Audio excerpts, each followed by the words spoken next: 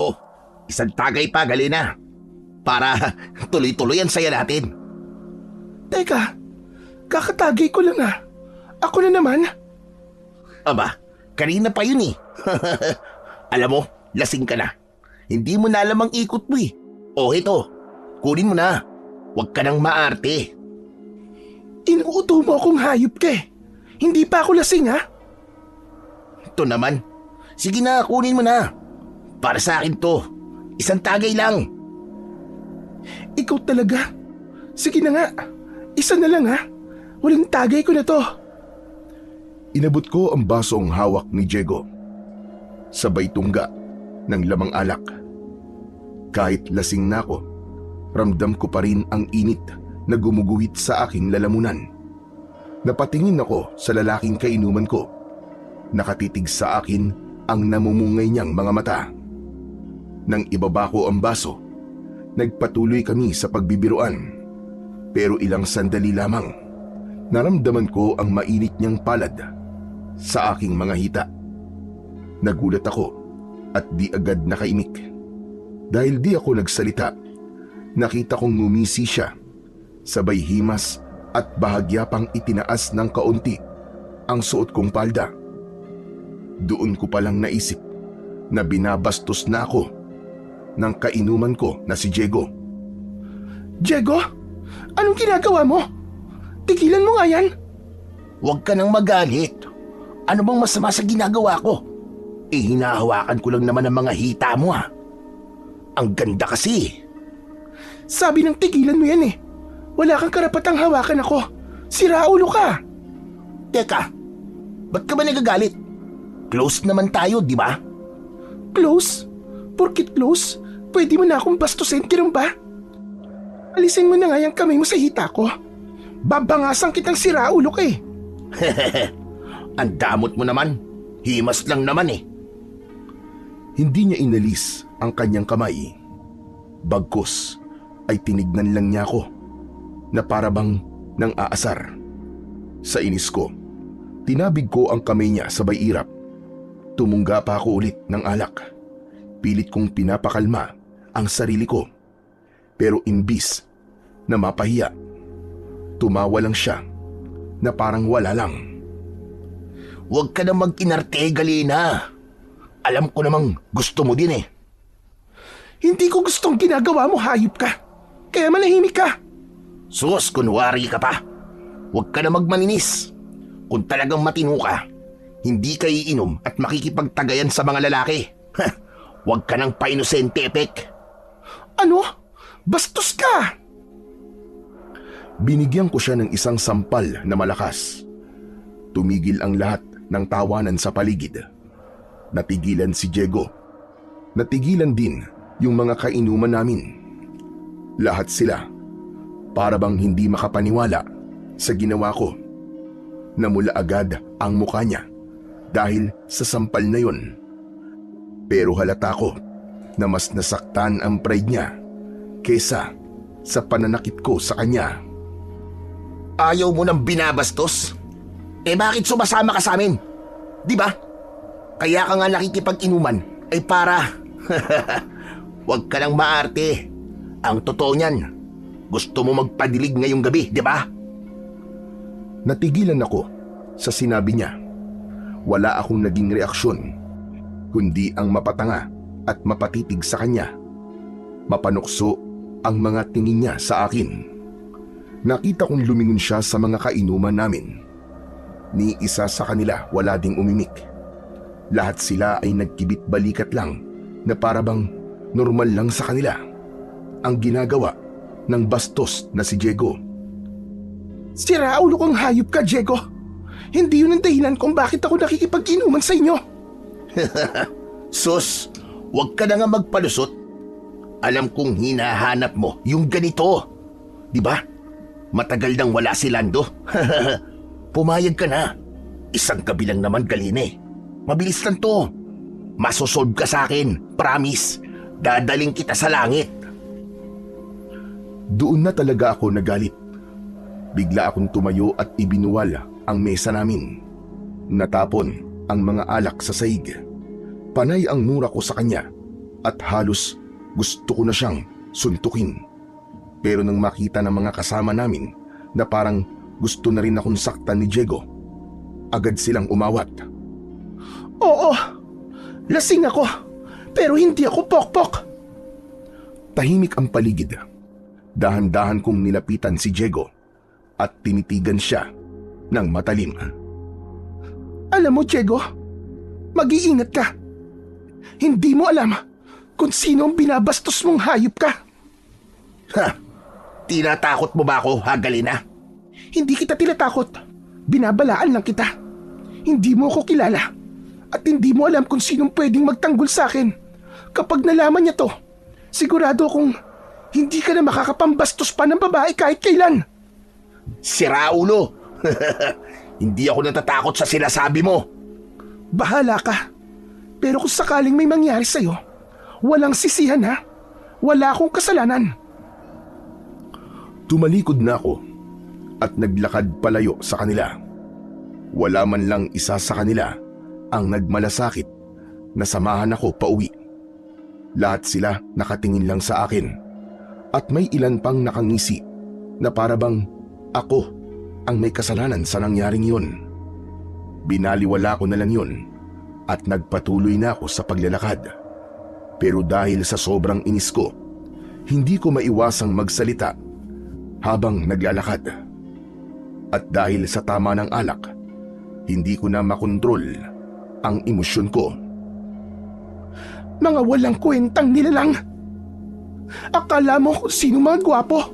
Pwe, akala nyo madadali nyo ako? Wag ako, mga chong. Solido. Hindi nyo ako mauuto. Mga siraulo kayo. Mga ulol. Lasing na talaga ako noon. Umiikot na ang paligid sa paningin ko. Pero tuloy pa rin ako sa kakadaldal. Naglakad ako sa kalsada, pasuray-suray. Bigla akong ilan at napatingin sa unahan. Madilim doon kasi patay ang mga ilaw sa poste. Napansin kong parang may gumalaw sa likod ng puno. Sino nandyan? Akala mo matatakutin ako? Lasing ako, oo, pero hindi ako tuwag. Walang sumagot sa akin. Ilang segundo pa, napailing na lang ako at nagpatuloy sa paglalakad. Mga walang modo, mga bastos, mga pangit. Paglapit ko sa mga bahay, napansin kong may mga nagsindi ng ilaw at nagbukas ng bintana. Lahat sila tinitignan ako. O ano? Anong tinitingin-tingin niyo sa akin, ha? Ngayon lang ba kayo nakakita ng magandang laseng? Biglang may sumigaw na babae, si Aling Marites, na lumabas pa ng bahay niya.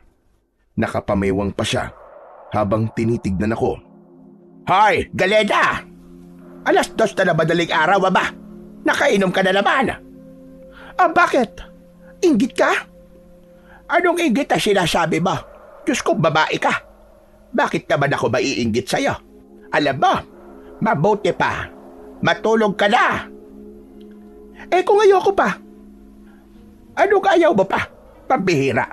Umuwi ka na ka.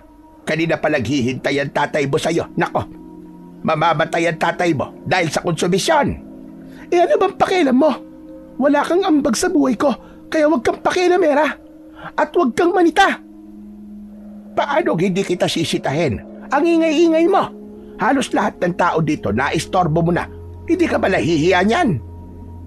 Aba, bakit naman ako mahihiya? Wala naman akong masamang ginagawa. Kung naiingayan ka sa akin, huwag kang makinig. Isarado mo yung tenga mo, Marites. Abat, sumasagot pa itong bastos na babae ito. Hindi mo ba alam na buong barangay ay napagkikismisan ka na?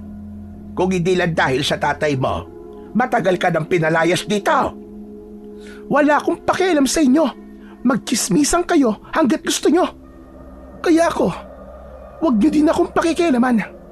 Dito na nga lang ako nagiging masaya. Pinapakialaman mo pa? Masaya? Masaya ka pa sa lagay na yan na nag-ieskandalo ka kapag nalalasing. Hindi ka ba nahihiya sa mga tao dito? Kababaeng tao mo pa naman. Ano bang problema mo sa pagiging babae ko? Babae ka. Hindi dapat ganyan ang inaasta mo. Ano naman kung babae ako? Hindi ba pwedeng uminom ang babae? Bakit? Pag yung anak mo si Diego ang naglalasing at nagwawala, hindi mo naman pinakikialaman ng ganyan Aba, at bakit naman nasali ang anak ko sa usapan na ito? At saka Galena, lalaki yon. Natural lang na hindi yung kagaya mo. Kababaeng tao wala si Gera, nakikipag-inuman sa mga lalaki.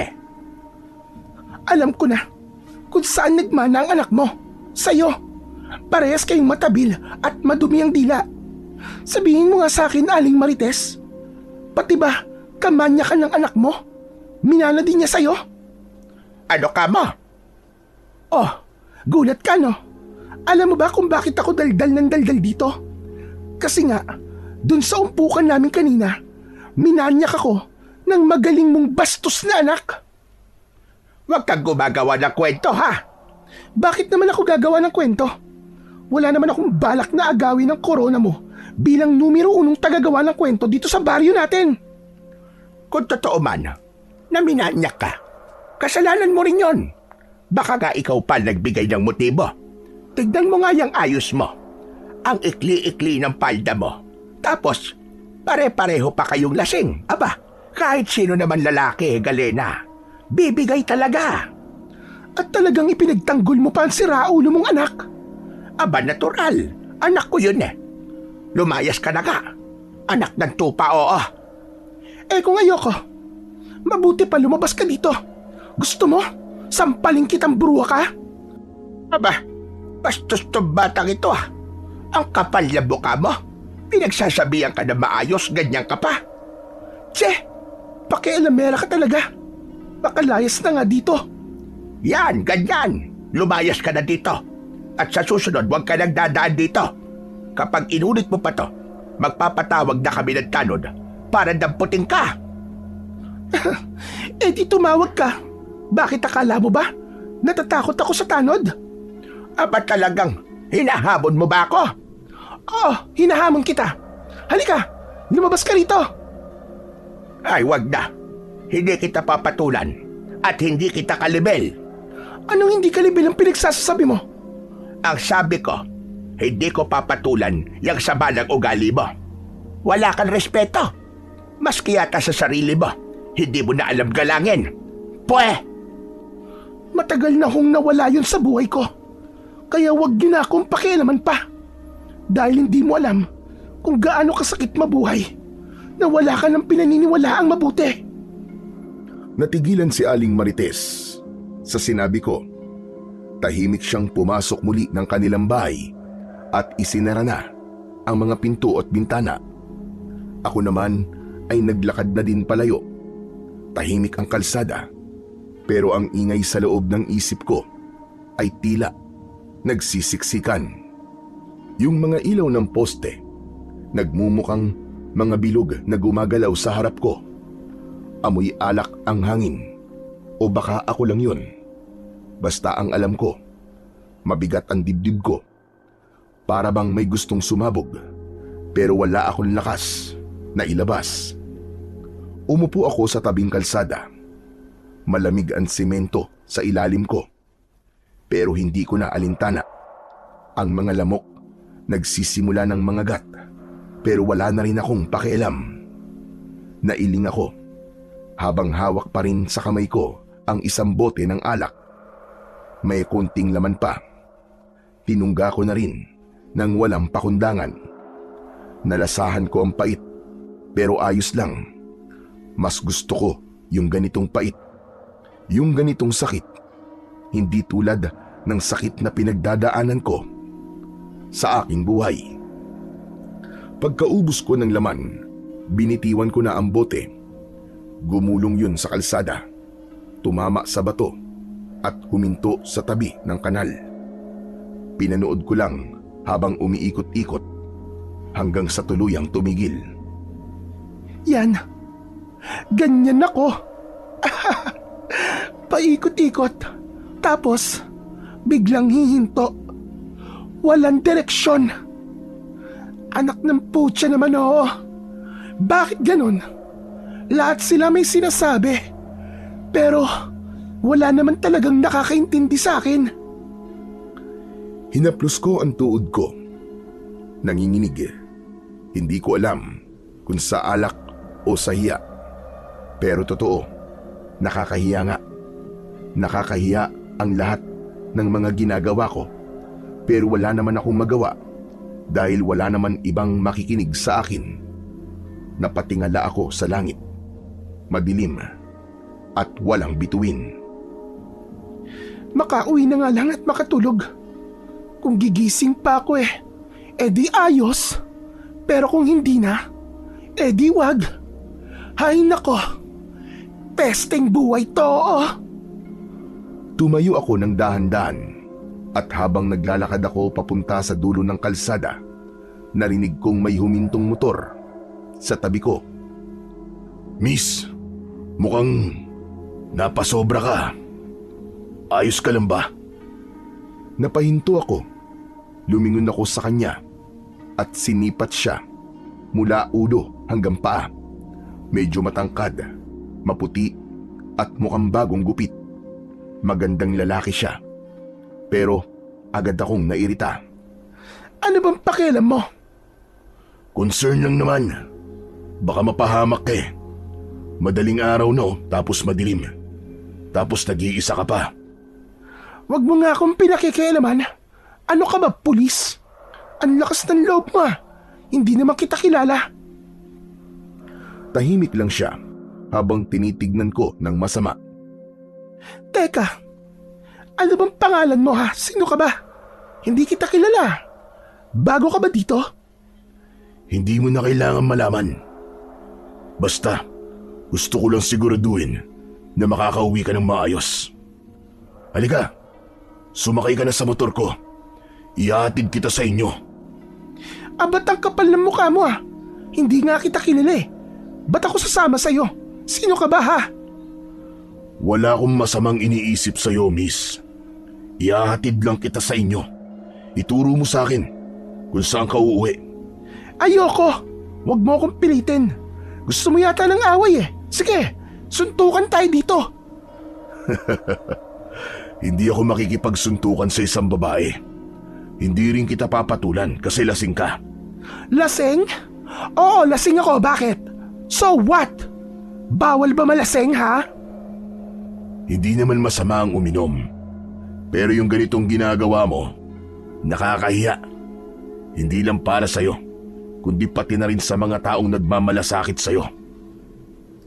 Walang nagmamalasakit sa akin. Kung meron man, matagal na siyang wala.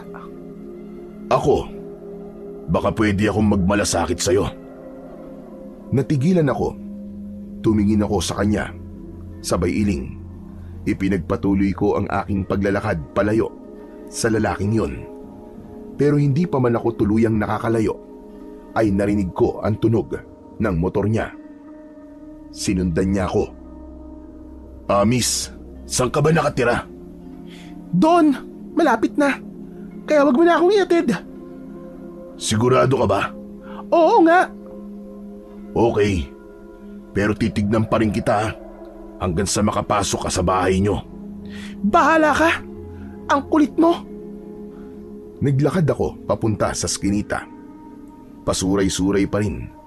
Pero nagpipilit na wag matumba. Pagdating ko sa may bakod namin, lumingon ako ulit. Naroon pa rin ang lalaki. Nakasakay sa kanyang motor at nakatingin sa akin.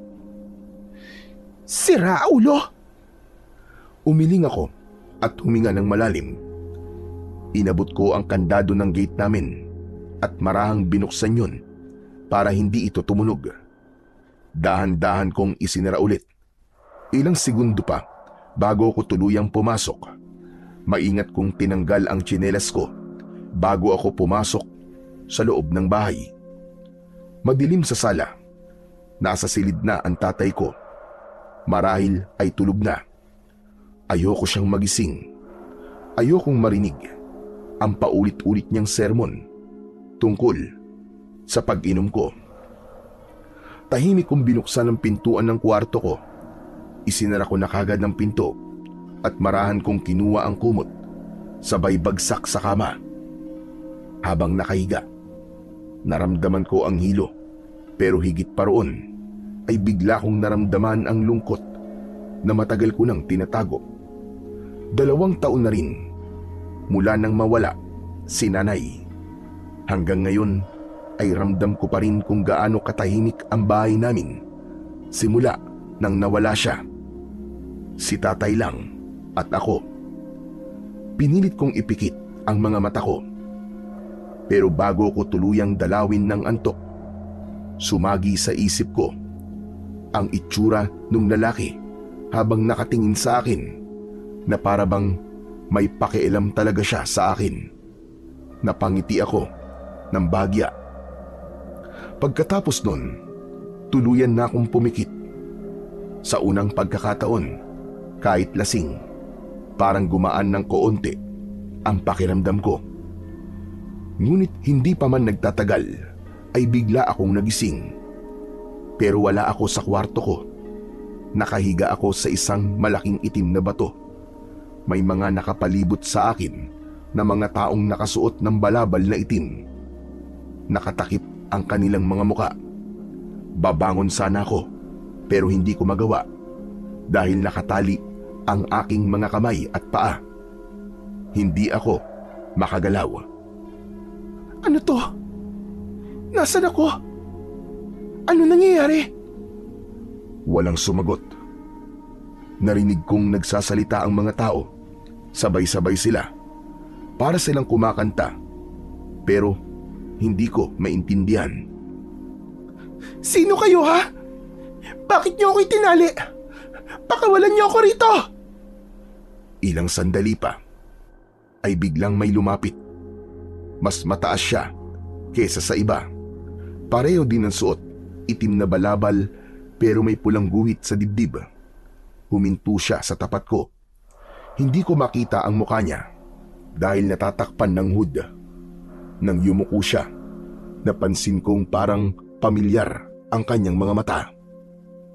Sino ka? Hindi siya sumagot. Sa halip, dahan-dahan niyang ibinaba ang kanyang hood. Napasinghap ako.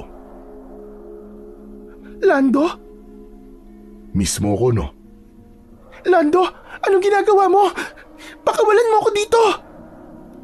Ngunit imbis na pakawalan niya ako, inilapit niya sa akin ang kanyang muka. Wag! Bigla niya akong hinalikan. Mabilis, marahas. Nanlaki ang mga mata ko. Tinangka kong umiwas pero wala akong magawa. Naramdaman ko ang mainit na hininga niya. Kasunod nun, parang may apoy na pumasok sa bibig ko. Gumapang ito sa aking lalamunan, sa dibdib at sa tiyan. Tama na! Tama na! Umangat ang katawan ko dahil sa sakit.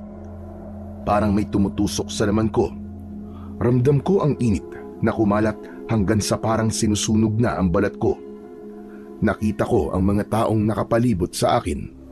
Nakataas ang kanilang mga kamay. Sumisigaw sila ng mga salitang hindi ko maintindihan. Lando!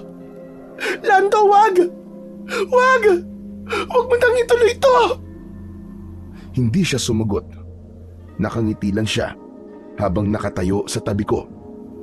Ilang saglit pa, naramdaman kong may tumutubo sa loob ng bibig ko. Parang may lumabas na matutulis na pangil. Humaba din ang mga kuko ko. Tapos ay tinubuan ako ng itim na balahibo. Hindi! Anong ginagawa niyo? Mga hayop kayo! Ayoko nito! Ayoko! Kasabay ng sigaw kong yun, ay kusang naputol ang mga tali sa kamay at paa ko. Bigla akong tumayo, hingal at nanginginig, pero ramdam ko ang kakaibang lakas ng mga oras na yon. Tapos yung mga tao, bigla silang lumuhod. May sinasabi sila, ako raw ang pinili. Ako raw ang bagong Panginoon. Anong bagong pinili? Anong pinagsasasabi niyo? Tigilan niyo to! Tigilan niyo ako! Lumingon ako sa paligid. Gusto ko nang umalis. Inisip kong tumakas, pero nakita ko si Lando. Nakatingin sa akin. Nakangiti. Pero ang laman niya, ang kulay niya, hindi na din normal. Kulay abo, parang patay. May mahahaba din siyang mga kuko. May matulis na pangil. Nakangisi siya sa akin. Wala ka nang magagawa, Galena. Tadhana mo to. Tadhana? Sira ulo ka ba? Oo, Galena. Oo. Tadhana mo to. Pinili ka nila. Pinili kita. Bakit mo to ginagawa? Ayoko nito, Lando. Ayoko nito. Pakiusap. Alisin mo ang sumpang to. Huwag ka nang lumaban, mahal ko. Sandali na lang matatapos din to. Sige na. Mahiga ka na ulit. At tatapusin na namin ang ritual na makakapagpalakas sa iyong kapangyarihan. Please, tama na to, Lando. Natatakot na ako. Huwag mong gawin sa akin to. Maawa ka. Huwag kang matakot, Galena. Pagkatapos nito, magiging isa na tayo. Magiging ikaw na. Ang susunod na. Susunod na ano? Alam mo kung ano man yan. Hindi yan ang kailangan ko. Alam mo yan. Biglang lumakas ang ihip ng hangin. Paglingon ko sa isang sulok ay may lalaking naglalakad papalapit. Malabo ang mukha niya pero may suot siyang medalyon na nagliliwanag. Hindi ko matignan yun. Talagang nakakasilaw at masakit sa mata. Sino ka? Ako ang tatapos sa sumpa, Galena. Halika, lumapit ka sa akin. Huwag mo siyang pakinggan, Galena. Papatayin ka niya, Galena. Huwag kang lumapit sa kanya. Manahimik ka. Hindi ko papayagang mangyari ang masama niyong balak. Siya ang pinili. Hindi mo siya pwedeng kunin sa amin. Nang sabihin yun ni Lando, biglang nagkagulo. Yung mga tao sa paligid, narinig kong nagsisigawan sila. Lalo akong nataranta. Hindi ko na alam ang mararamdaman ko ng mga oras na yon. Sobrang ingay. Tinakpan ko ang mga tenga ko. Hindi ko na kinakaya. Para bang sasabog na ang ulo ko sa dami ng boses na nagsisigawan sa paligid. Tumigil na kayo! Tumigil na kayo! Tama na! Mabilis akong umatras. Halos madapa ako sa pagtakbo. Pero wala na akong pakialam. Gusto kong makalayo sa kanila. Sa lugar at sa mga matang nakatingin sa akin na hindi ko alam kung gusto kong sambahin o lamunin. Maya-maya pa ay narinig kong may mga yabag na humahabol sa akin. Hindi! Kailangan kong bilisan! Kailangan kong makalayo sa lahat! Ayoko nito! Ayoko sa inyo! Galena! Galena, tumigil ka! Hindi mo alam ang ginagawa mo! Bumalik ka dito! Ayoko! Ayoko! Patuloy akong tumakbo. Pero yung mga yabag, papalapit ng papalapit. Lumingon ako at nakita ko ang lalaking may suot na medalyon. May dala siyang isang malaking espada. Ilang sandali pa, bigla akong napatid. Masama ang pagkakabagsak ko sa lupa. Hindi kagad ako nakatayo. Kitang-kita ko ang lalaki. Nung makalapit siya sa akin, ay agad niyang itinaas ang hawak niyang armas. Sandali! Anong gagawin mo? Patawarin mo ako, Galena. Pero kailangan ko tong gawin. Kung hindi, mas marami pang mamamatay. Anong ibig mo sabihin? Isa kang halimaw, Galema. At may dala kang sumpa sa baryo nyo. Kailangan mo mawala. Kailangan mong mamatay. Sandali, wag! Hindi ako halimaw! Hindi ko to gusto! Parang awa mo na! Huwag mo akong saktan! Hindi ko din to gusto, Galena. Pero nandyan na yan. Hindi na mababawi. Pakiusap! Wag! Maawa ka! Walang isang kisap mata. Bigla niyang iwinasiwas ang dala niyang espada. Naramdaman ko sa aking leeg ang matalas at malamig na bakal. Sa pagkakataong yun, ay para bang bumagal ang oras. Agad na bumulwak ang dugo mula sa aking leeg. Nahulog ang ulo ko sa lupa at nagpagulong-gulong. Bigla akong napabangon. Isa pala yung masamang bangungot. Ang katawan ko nanginginig. Tuyong-tuyo din ang aking lalamunan. Agad kong hinawakan ang leeg ko. Buo pa naman. Walang laslas at lalong higit. Nakakabit pa din sa aking katawan. Diyos ko! Salamat po! Panaginip lang pala. Bumangon ako. Gusto kong uminom ng tubig. Dahan-dahan akong naglakad palabas ng pintuan ng aking silid. Paglabas ko ng pinto, hinanap ko kagad si tatay. Pero wala siya. Dumiretso ako sa kusina para uminom. Nang matapos ay sumilip ako sa labas. Umaga na pala. Tay? Tatay Ben?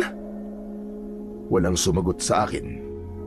Lumabas ako ng bahay at hinanap siya sa aming bakuran. Pero wala din siya doon. Napakunot noo ako.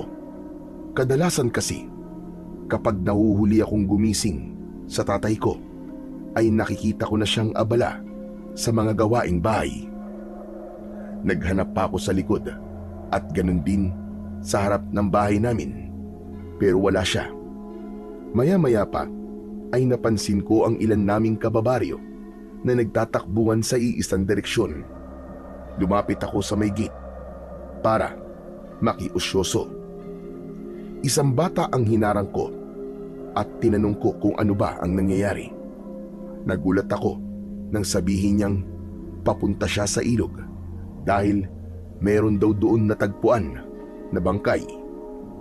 Bumilis ang tibok ng puso ko nang marinig ang sinabing yun ng bata. Kinabahan ako. Naisip ko ang aking tatay. Sinundan ko ang agos ng tao papunta sa may ilog. Diyos ko! Sino kaya ang biktima? Wag naman sana. Nang makalapit ako, ay nakita ko ang bangkay. Nakahandusay ito sa batuhan. Maputla na ang kanyang kulay. Tapos may malaking sugat ito sa leeg, pababa sa kanyang tiyan.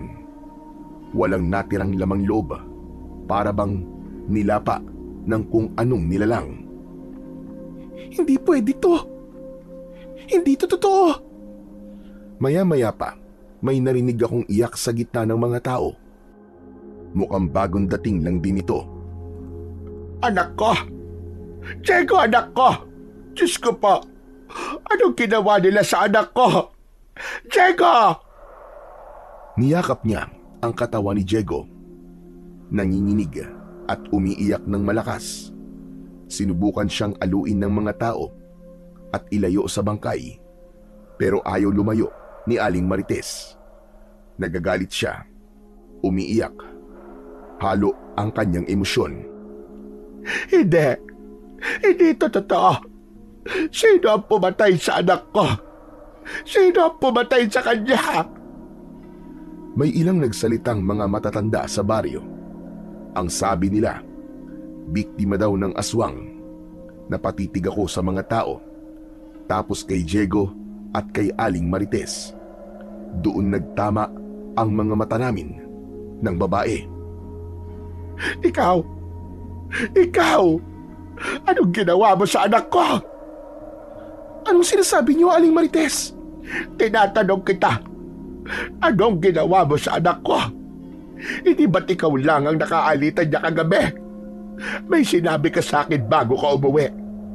Anong ginawa mo sa kanya? Bakit mo siya pinatay? Hindi po. Hindi ko po pinatay si Diego. Hindi ko magagawa yan.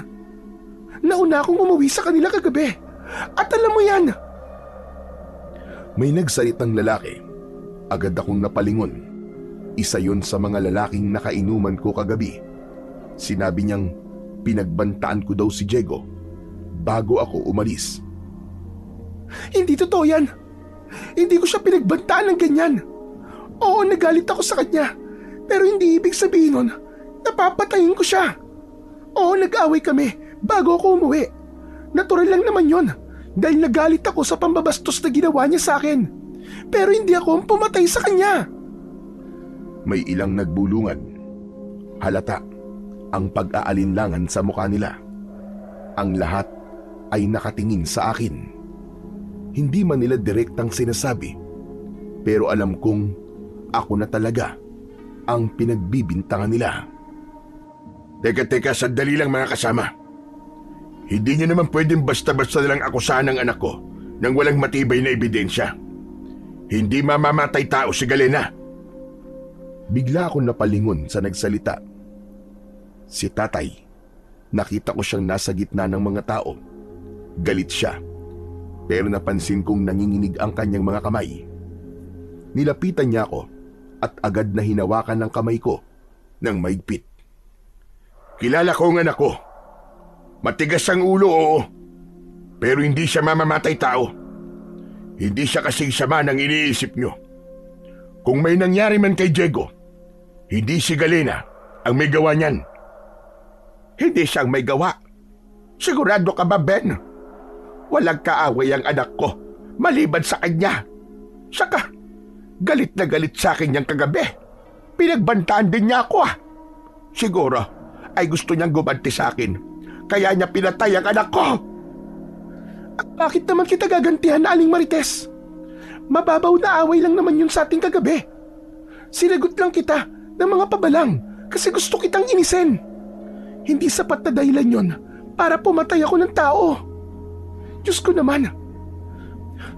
Alam ng Panginoong Diyos, wala akong ginawang masama. Tumigil ka na. Aminin mo na lang. Kahit pilit mong itanggi ito, lalabas at lalabas din ang totoo, Galena. Walang lihim na hindi nabubunyag. Napalunok ako nang marinig ang sinabi niya. Lumapit siya sa akin at halos ilang hakbang na lang ang layo namin sa isa't isa. Dinuro niya ang mukha ko. Magdasal ka na, Galena.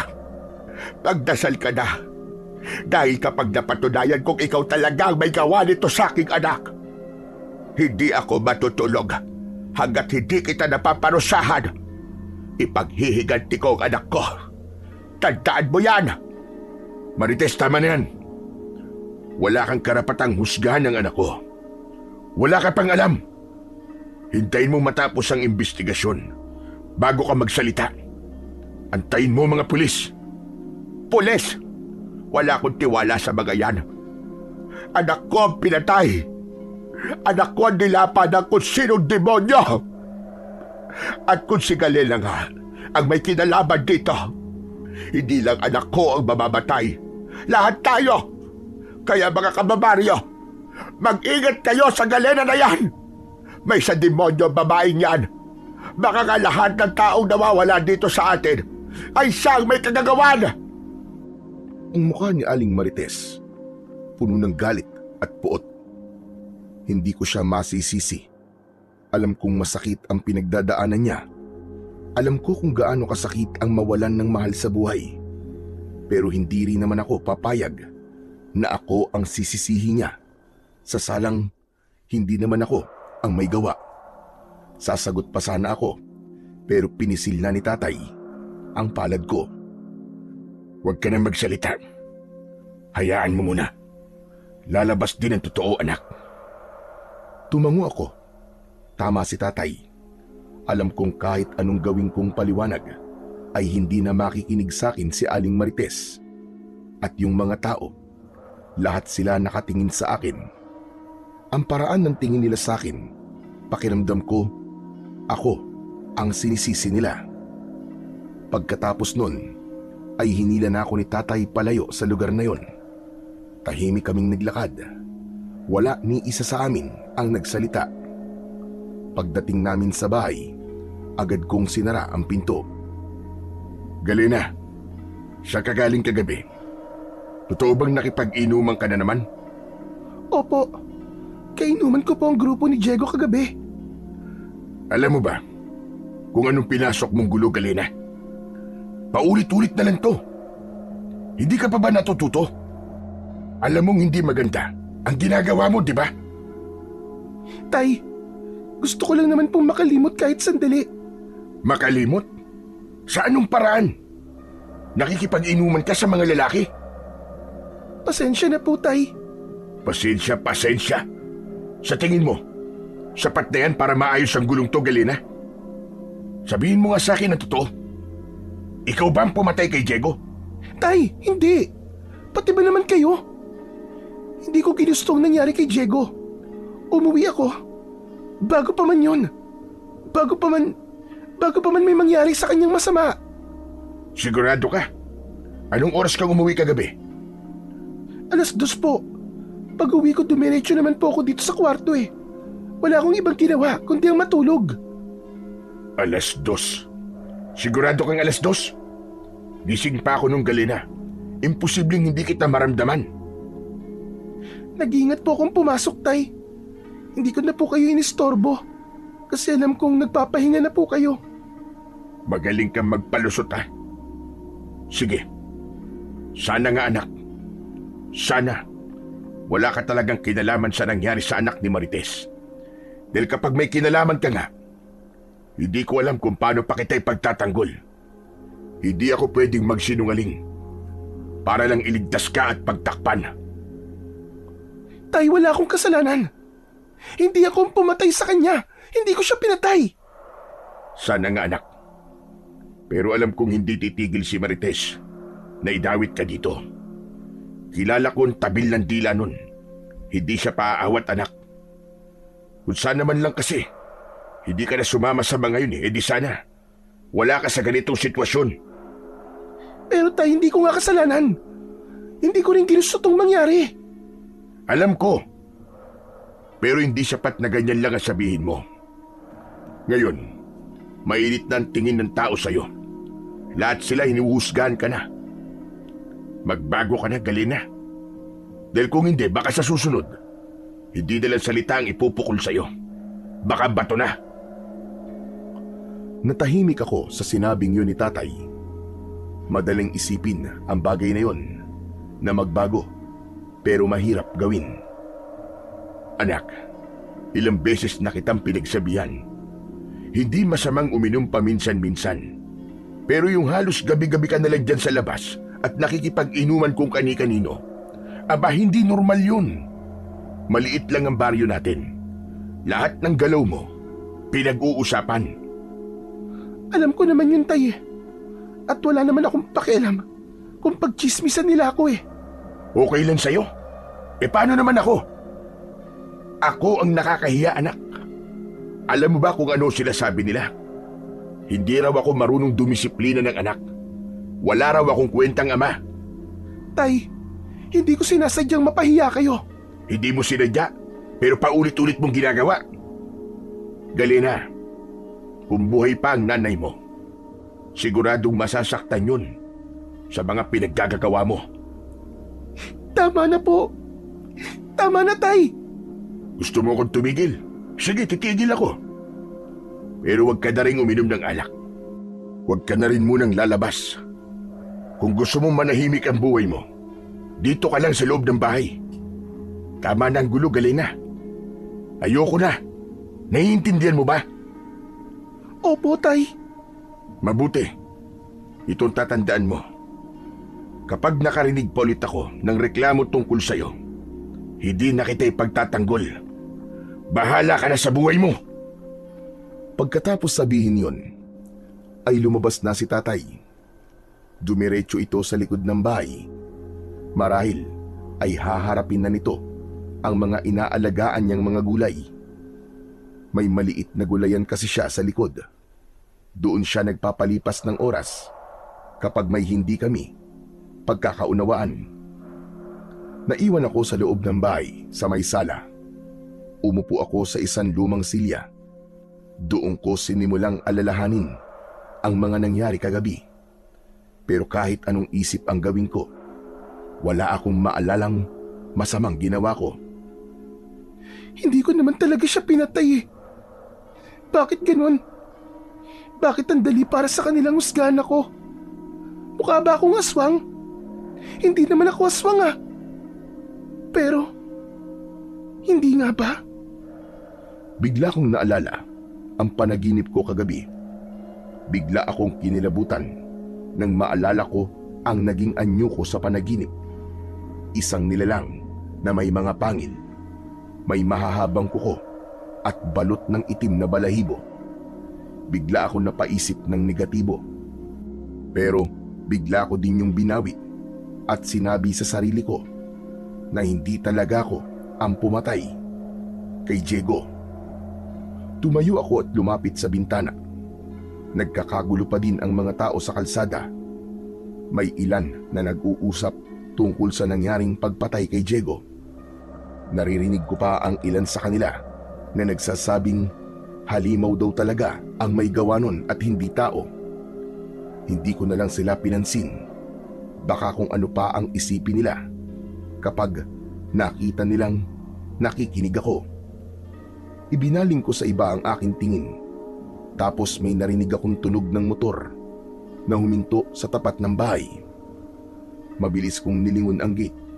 Sa una ay hindi ko pa makilala kung sino yun. Pero nang tumigil ang motor, agad kong nakilala ang lalaki. Siya yung nag-alok kagabi na ihatid ako pauwi. Natuwa ako. Naisip kong pwede niyang patunayan ang alibay ko na nakauwi ako bago pa man may mangyaring masama kay Diego. Siya ang makapagpapatunay.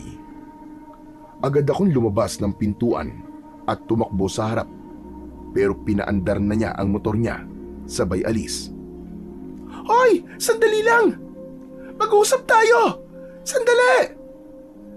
Pero itinuloy pa rin niya ang pag-alis.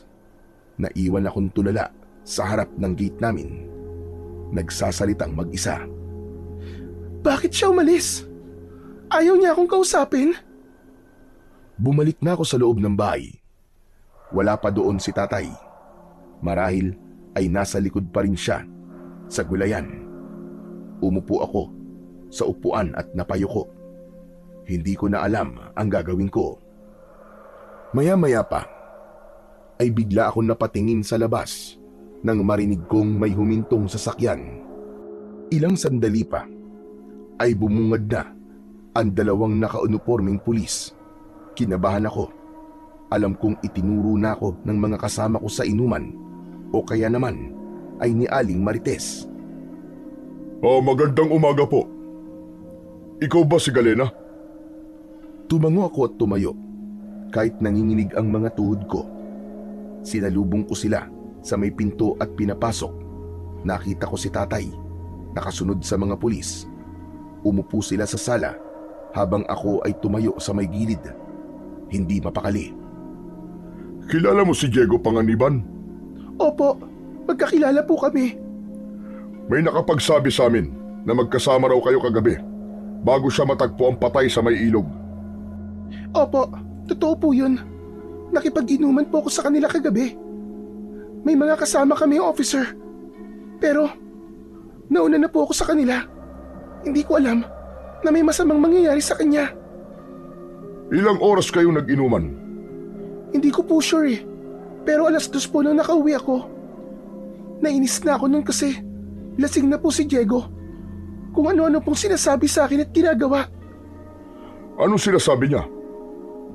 Binastos niya po ako, sir. Kaya umalis na ako. Galit ako pero wala akong ginawa. Umuwi lang talaga ako. May makapagpapatunay bang umuwi ka nga ba kagabi? Ako ho, sir. Pinagbuksan ko ho siya ng pinto kagabi. Bigla ako napatingin kay tatay. Hindi ko inaasahan na magsisinungaling siya. Taliwas sa sinabi niya kaninang pababayaan na niya ako at bahala na ako sa buhay ko. Tinigdan siya ng mga pulis. Parang sinusuri kung nagsasabi ito ng totoo o kung walang itinatago. Wala ho akong masamang ginawa sa kanya, sir. Pagdating ko dito sa bahay, diretso na po ako natulog. Pero, alam mo ba sabi ng mga kainuman mo ay sinundan ka ni Diego kagabi? Hindi ka ba niya naabutan? Hindi ba kayo nagkita? Hindi niya po ako sinundan, sir. Naiwan siya. Kanino galing yung kwentong yan? Yun ang sabi ng mga kainuman niyo kagabi. Kung totoo man yan, hindi ko alam na sumunod siya. Hindi talaga, sir, maniwala kayo. Baka naman hindi mo lang maalala kasi lasing ka. Kahit lasing ako, sir, alam ko po ang ginagawa ko. Sir, tanda ko lahat ng mga nangyari. Saka, bakit ba akong tinatanong nyo, ako ba ang suspect? Sa tingin nyo, magagawa kong patayin si Diego sa karumal-dumal na paraan? May mga ebidensya na kaming nakuha sa lugar na pinangyarihan ng krimen. Kung ikaw ay may gawa, umamin ka na habang maaga pa. Wala akong aaminin, sir. Mag-imbestiga kayo ng mabuti para mahuli ninyo ang tunay na salarin. Sige ho. Kung wala pa kayong maalala ngayon, ayos lang. Ipapatawag ka na lang namin ulit kapag kailangan. Makipagtulungan ka sana, Galena. Asahan niyo po, sir. Maninis naman po talaga ang konsensya ko. At gusto ko rin po mabigyan ng hustisya si Diego kahit hindi siya naging mabuti sa akin. Tumango ang pulis na kausap ko. Maya-maya pa ay tumayo na silang dalawa at nagpaalam. Nang makaalis na ang dalawang pulis, nakita ko si tatay. Nakatitig ng masama sa akin. O ano? Kita mo na? Ano, masaya ka ba? Uminom ka ulit mamayang gabi, sige. Hindi na kita pipigilan. Magpakalango ka. Tay, Nilapitan ko si tatay at mabilis na niyakap. Pinatunayan niya ang aking alibay na umuwi nga ako ng normal kagabi. Pero kahit ganun ay ramdam ko pa rin ang panlalamig niya. Hindi niya ako niyakap pabalik. tay, salamat. Hindi mo kailangan magpasalamat. Ang gusto ko lang, anak, ay tumino ka. Tigilan mo na yung bisyo mo na yan. Wala namang magandang maidudulot yan sa'yo eh. Hindi ako nakasagot. Nakatungo lang ako habang nakayakap pa rin sa kanya. Alam kong nasaktan ko na naman siya. Patawad po, tay. Hindi ko naman po ito ginusto. Eh sino ba ang may gusto niyan? Hindi ka naman kasi marunong makinig eh. Kung nakinig ka sa akin nun, hindi ka sana nadadamay sa gulo. Umatras siya ng dahan-dahan sabay iling. Kita ko sa mukha niya ang labis na pagkadismaya at pagod. Yung uri ng pagod na hindi lang dahil sa mga trabaho niya, kundi dahil sa pagpapalaki niya ng isang anak na palaging pasaway. Tay, maniwala po kayo sa akin. Kahit naman po ganito ako, hindi ako ang pumatay kay Diego. Sana nga, anak. Sana nga. Pero paano mo makukumbinsi ngayon ng mga tao na wala kang ang kasalanan? Lalo na si Marites. Sigurado kong hindi ka titigilan nun. Pagkasabi nun, kinuha niya ang sombrero sa mesa at lumabas ng bahay. Naiwan akong mag-isa sa sala, nakatitig sa pinto. Hindi ko alam kung maiiyak pa ako o magagalit. Sa labas, narinig kong nag-uusap ang mga tao. May mga babae na panay pa ang silip sa loob ng bahay namin. Pinag-uusapan nila ako. At ako talaga ang pinaghihinalaan nila. At yun ang pinakamasakit. Hindi ko alam kung paano ko pa mapapatunayan na hindi ako ang may sala. Pinikit ko ang mga mata ko at huminga ng malalim. Gusto kong sumigaw. Gusto kong sabihin sa kanila na mali sila. Pero alam kong kahit anong sabihin ko, hindi nila pakikinggan. Lumapit ako sa bintana. Sa kabila ng takot at kahihiyan, bigla kong naalala ulit yung lalaki na naghatid o sumunod sa akin kagabi. Kung sakaling makita ko siya ulit, baka siya lang ang tanging makapagpapatunay na nagsasabi ako ng totoo. Siya lang ang pwedeng magligtas sa akin sa lahat ng ito. Sana bumalik ka. At sana, tulungan mo ko. Ilang minuto ang nakaraan. Matapos umalis ang mga pulis, biglang may malakas na sigaw akong narinig mula sa labas ng bahay. Pagdungaw ko sa bintana, si Aling Marites pala. Galit na galit siyang sumugod. Lumabas ka niyan, Galena! Mag-uusap tayo dalawa! Aling Marites, wala naman po tayong dapat pag-usapan eh. Hindi ako ang pumatay sa anak nyo. Kaya wag nyo akong paginitan. Sinungaling ka! Hindi lahat maloloko mo, Galena. Alam ko may tinatago kang kababalaghan. Sisirain ko ang buhay mo. Sinusumpa ko! Tama na ho. Wala naman kayong ebidensya para pagbintangan nyo ako. Huwag nyo akong isumpa ng ganyan. Wala pa siya ngayon. Pero kapag napatunayan ko may kinalaman ka sa pagkamatay ni Diego, ako mismo magpapabarang sa'yo! Nagkagulo sa labas. Yung mga kapitbahay at kababaryo naming kismosa nagsilapitan sa amin. Tama na po. Wala akong kasalanan. Hindi ko siya pinatay. Sinubukan kong magpaliwanag, pero lalo lamang siyang nagalit. Hindi mo ako maloloko. Hindi mo ako mapapaniwala sa mga kasinungalingan mo na yan. Hayop ka, Galena. Lintik lang ang walang ganti. Hindi ko na alam kung ano ang isasagot ko. Parang gusto ko nalang lumubog sa hiya at takot habang patuloy siyang nagwawala. Hindi ako lumabas ng bahay. Pinilit kong pakalmahin ang sarili ko para hindi ko mapatulan ang matanda. Alam ko ang sakit na nararamdaman niya. Kaya naman, pinilit ko ang sarili kong unawain na lang ang lahat. Pagkalipas ng ilang minuto, sa wakas, kusa na din siyang umalis. Doon lang ako nakahinga ng maluwag. Pero hindi pa rin mawala sa isip ko ang sinabi niya. Habang nakaupo ako, muli ko ulit naisip ang lalaki. Siya lang talaga ang makapagpapatunay na nagsasabi ako ng totoo. Naisip ko na kung makakausap ko siya ulit, baka matulungan niya akong linisin ang pangalan ko.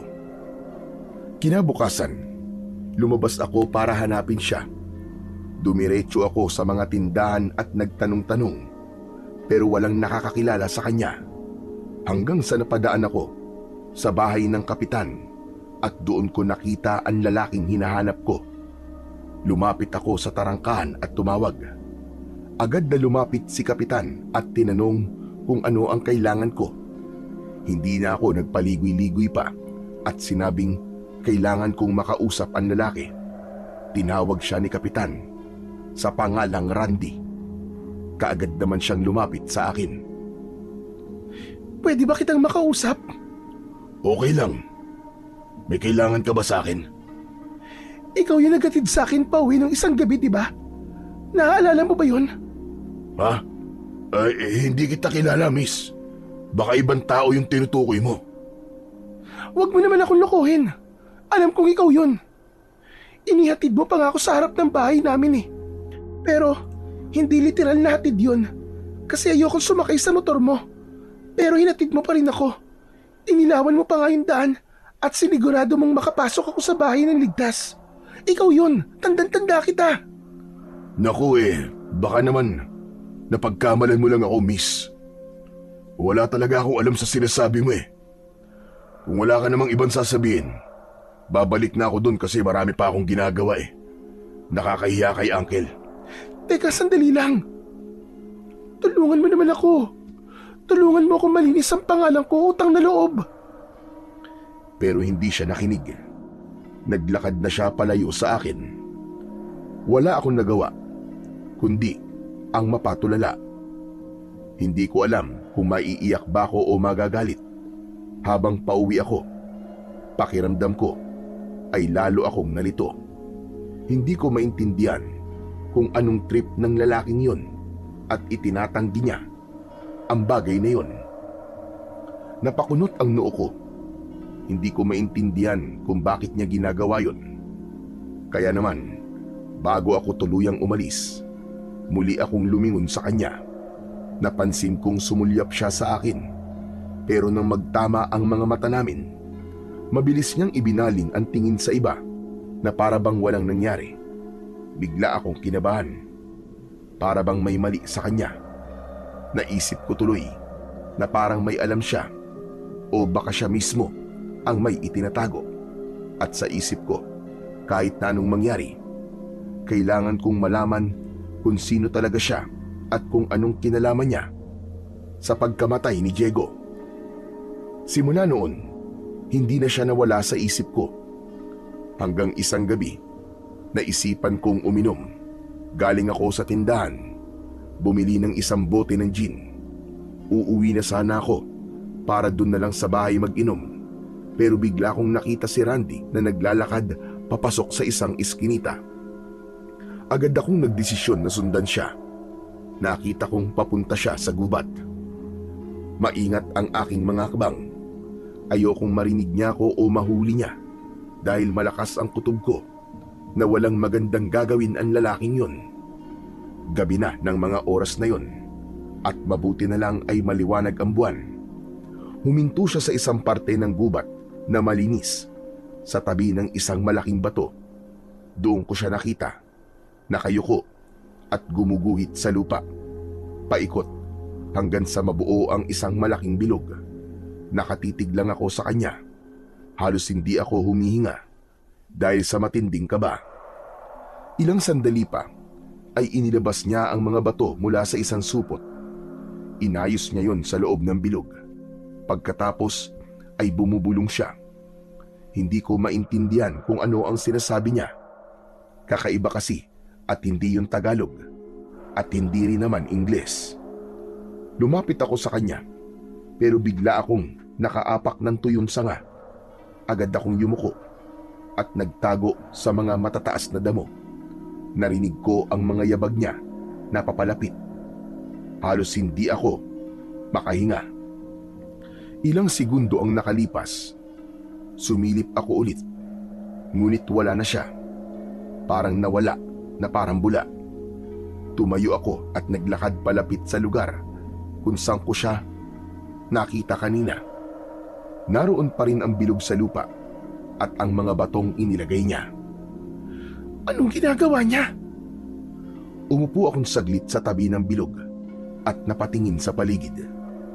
Tahimik ang buong gubat. Pero sa gitna ng katahimikang yun, ramdam na ramdam kong may nanonood sa akin. Mabilis akong tumayo at tumakbo pabalik sa daan pauwi.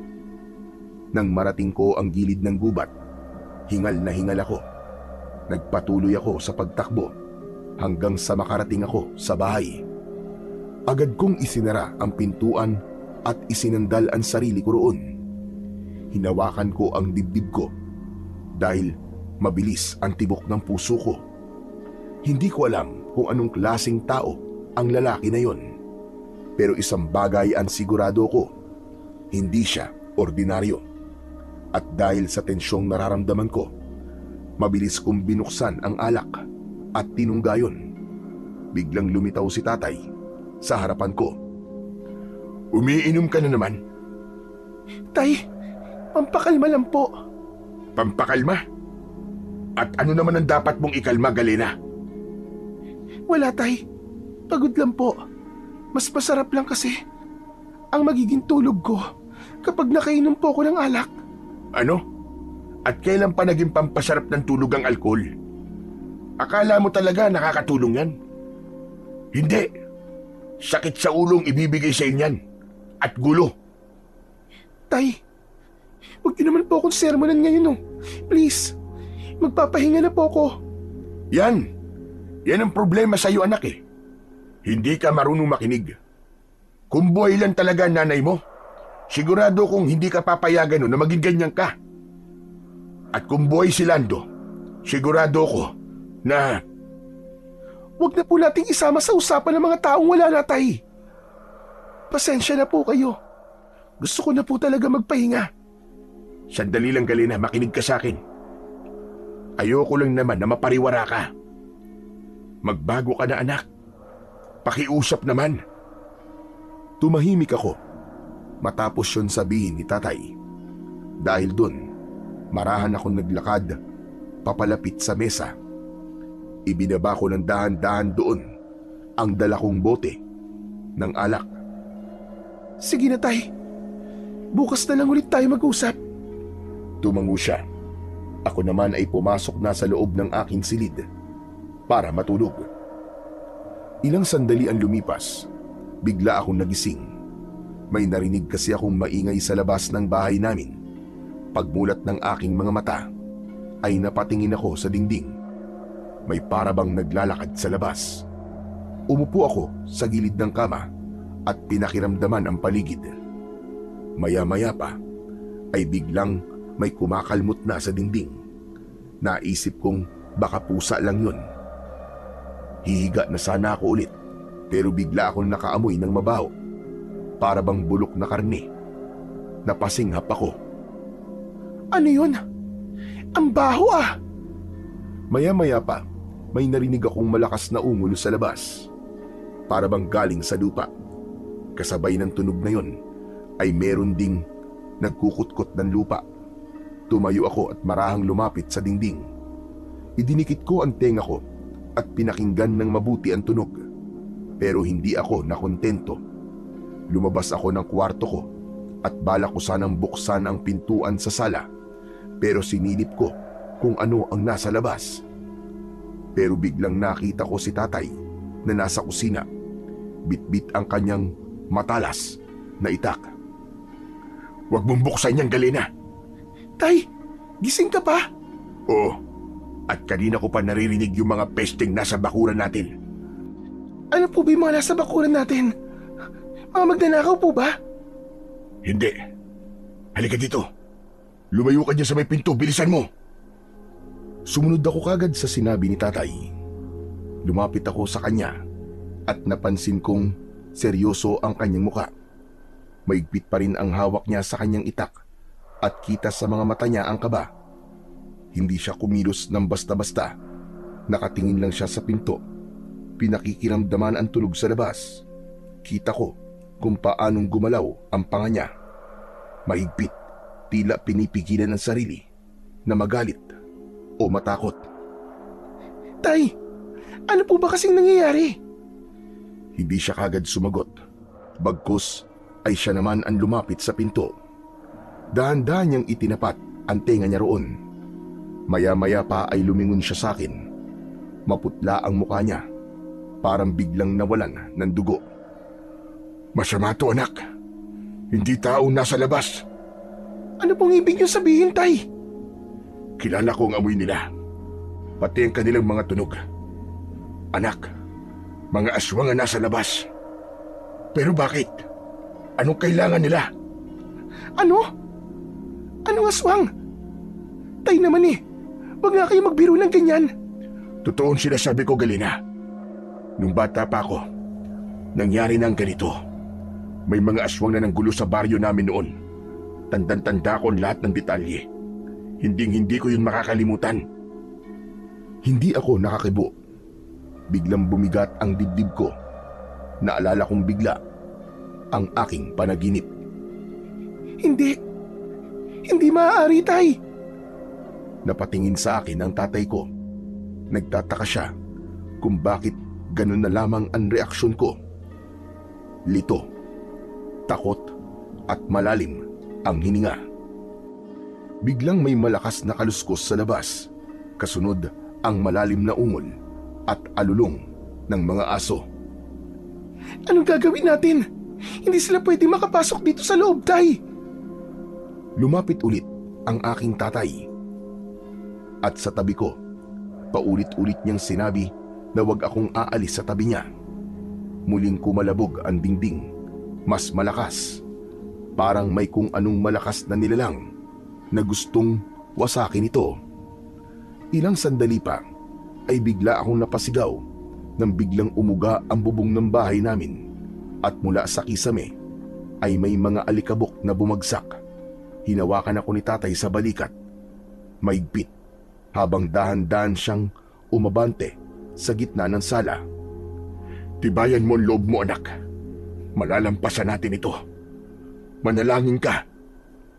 Isang malakas na kalabog pa ang aming narinig at tuluyang nawasak na nga ang dingding. Pagtingin namin, agad na bumungad ang tatlong nilalang na akala ko'y sa panaginip ko lang makikita. Mabalahibo ang kanilang katawan malangis at madulas. Meron silang mahahabang kuko. Matatalas ang mga pangil, mahahabang dila at naglalaway na bibig. Mabaho ang amoy nila, para bang amoy na nabubulok na karne. Halos masuka kami ni tatay.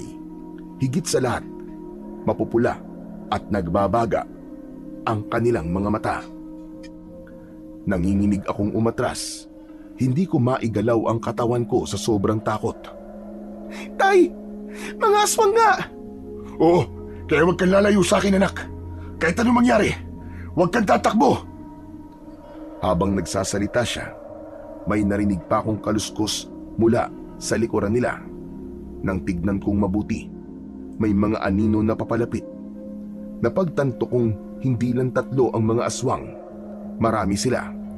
Nang biglang sumigaw ang isa sa kanila, halos mabingi ako. Para silang hayop na galit na galit. Kasunod doon, sabay-sabay silang gumalaw, palapit sa amin. Agad na sumugod si tatay. Isa sa mga aswang ang agad niyang nataga. Pero hindi man lang nito ininda ang sugat. Sa halip ay napatingin ito kay tatay. Nakangisi at umungol ng malakas. Lumayas kayo dito sa bahay ko! Magsilayas kayo! Biglang bumukas ang mga bintana namin at nakita kong sumilip doon ang napakarami pang nilalang. Ay! Ang dami nila! Diyos ko! Hindi natin sila kaya! Galena, tumakbo ka sa kwarto mo, bilisan mo! Pero huli na. Isang aswang ang agad na nakalapit sa akin at hinawakan ako sa aking kamay. Bitiwan mo ako, hayop ka! Tay! Tulong! At sa sandaling yon, nagsimula na ang pinaka nakakatakot na gabing dumating sa buhay naming mag-ama. Bitiwan niyo ang anak ko! Mga hayop kayo! Galena! Galena! Tay! Biglang kinalmot ng aswang si tatay sa braso. Napasigaw siya sa sakit at nabitiwan ang hawak niyang itak. Napasigaw din ako at mabilis na binawi ang kamay ko sa aswang. Mabilis akong nakalapit kay tatay pero hindi ko alam kung paano ko siya matutulungan. Nakita kong dumadaloy ang dugo sa braso niya. Malalim ang sugat at nangitim kagad ang paligid. Pilit niyang inaabot ang itak sa saig pero bago pa niya ito makuha, may isang aswang ang biglang tumalon sa tabi namin at hinablot muli ang braso ko. Mabilis akong hinila ng nilalang na yon. Halos mapunit ang suot kong damit. Sinubukan kong muling kumawala pero parang bakal ang nakahawak sa akin. Bitiwan niyo ang anak ko! Mga demonyo kayo! Bitiwan niyo ang anak ko! Sumugod si tatay kahit duguan ang braso pero napaatras siya nang muling umatungal ng ungol ang aswang.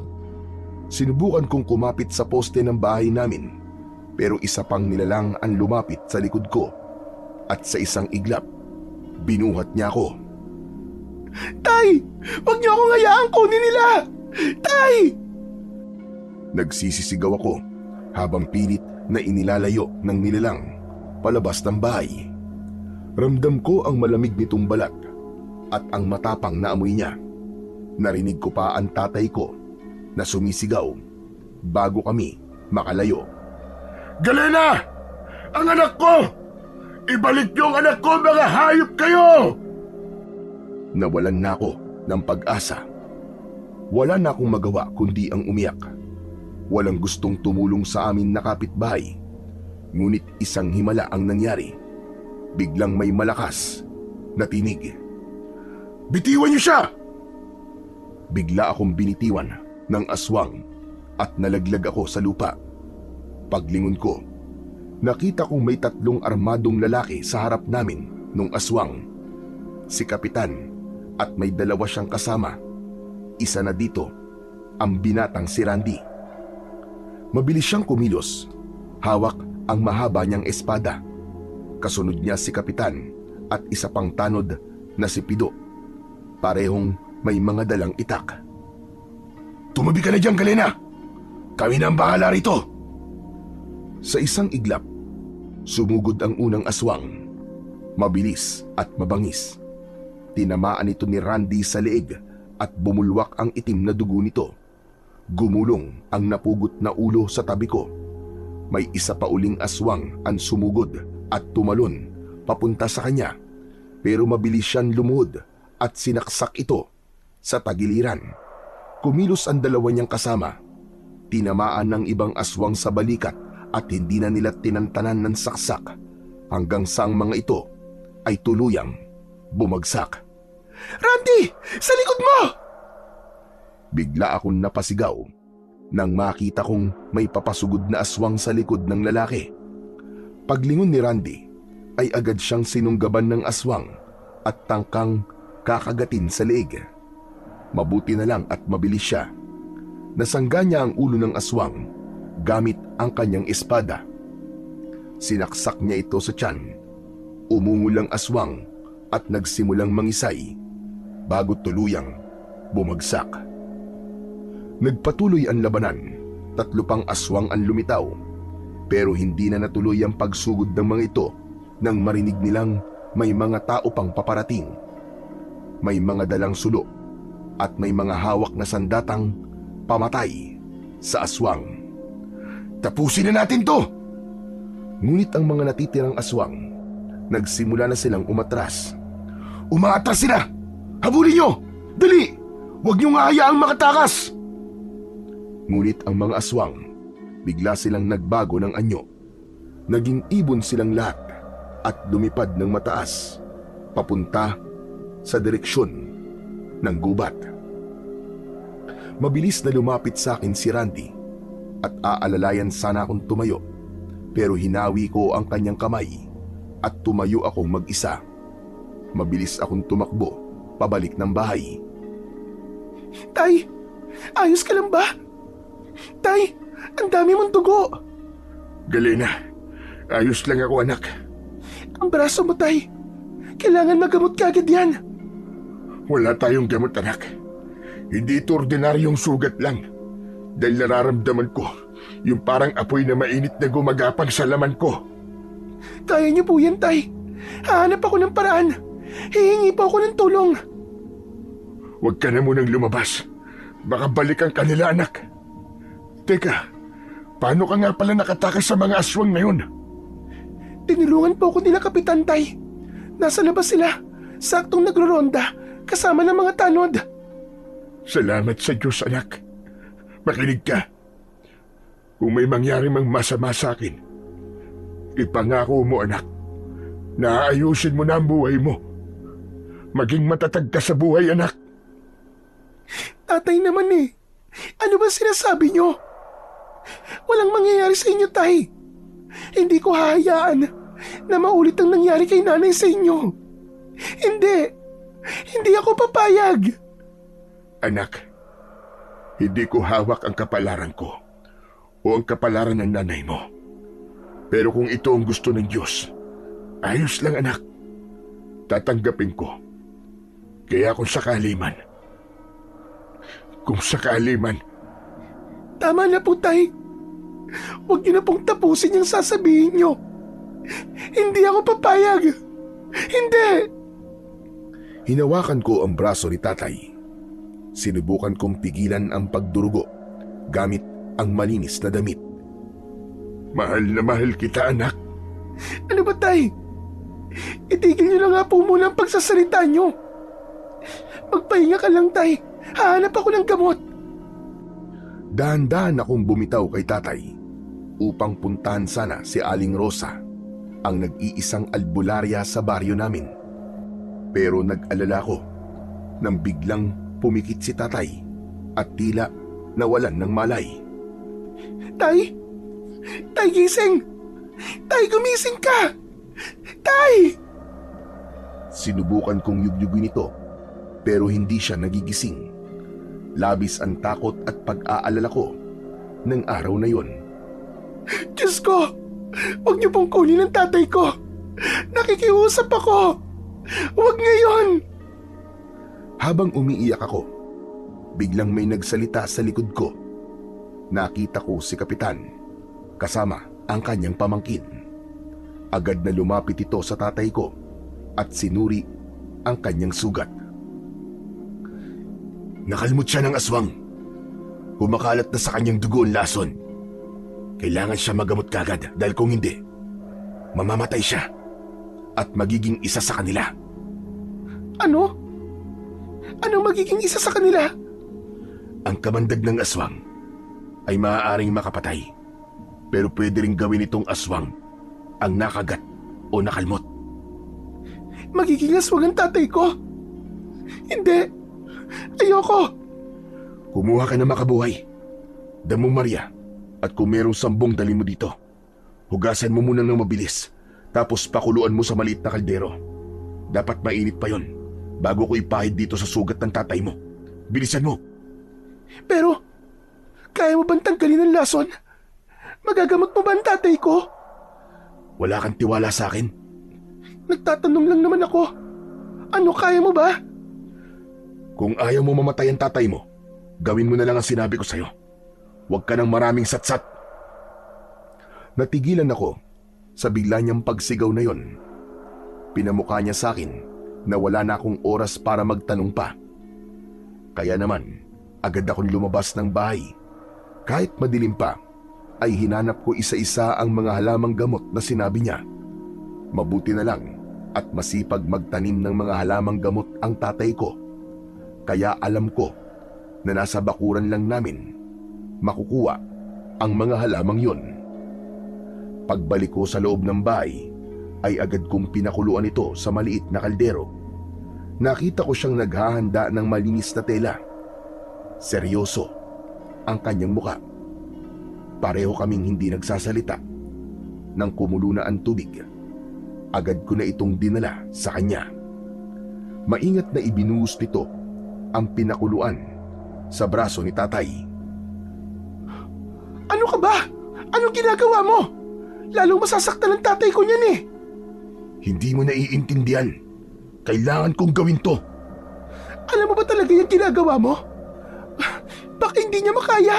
Mainit yan. Mas mabuting masaktan siya ngayon kaysa lamunin ng sumpa mamaya. Habang pinupunasan niya ang sugat gamit ang malinis na tela, kumuha siya ng ilang nilagang dahon at may dinukot siya sa bulsa niya. May kinuha siyang 3 bato na maliliit. Ipinatong niya yon sa braso ng tatay ko. Tapos ay nagsalita siya. Hindi ko maintindihan ang sinasabi niya. Ibang wika kasi ang gamit niya at para siyang nagdarasal. Biglang nagmulat ng mata ang tatay ko at laking gulat ko nang makitang itim na ang kanyang mata. Ano nangyayari? Bakit ganyan? Huwag kang maingay. Nagpatuloy sa pagdarasal si Randy hanggang sa muli nawalan ng malay ang tatay ko at doon naman sinimulan ng lalaki na talian ang sugat nito. Kailangan niya magpahinga. Huwag mo siyang gagalawin. Ikaw naman, magpahinga ka na rin. At sa palagay mo, makakapagpahinga pa ako sa lagay na to? Sundin mo na lang ang sinasabi ko sa'yo. Huwag nang matigas ang ulo mo. Sinenyasan ako ni Kapitan. Parang sinasabi nito na sundin ko na lang kung anuman ang sinasabi ng lalaki. Wala akong nagawa kundi ang tumayo at pumasok sa kwarto ko para magpahinga.